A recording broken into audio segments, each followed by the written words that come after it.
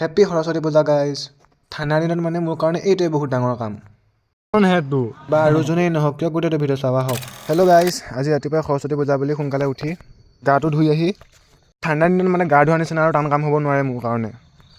ভাত কেইটামান পেটত ভৰাই কলেজ যাম বুলি ওলালোঁ। আৰু এনেকৈ কলেজলৈ গৈ থাকোঁতে ভাবিলোঁ যে সৰস্বতী মন্দিৰৰ সেৱা ভাগ লৈ যাওঁ বুলি।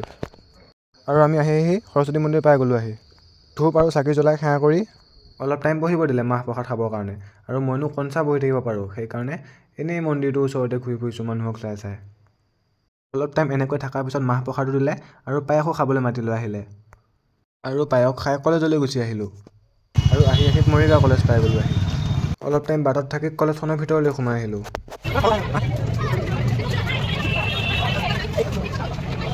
আৰু দিনটো এনেকৈ কলেজৰ ভিতৰত থাকি আবেলি মই গুচি আহিলোঁ, মানে মোৰ প্ৰেক্টিকেল এটা আনিবলগীয়া আছে। বাৰু বাকীখিনি মোৰ লং ভ্লগত পাব। Bye bye.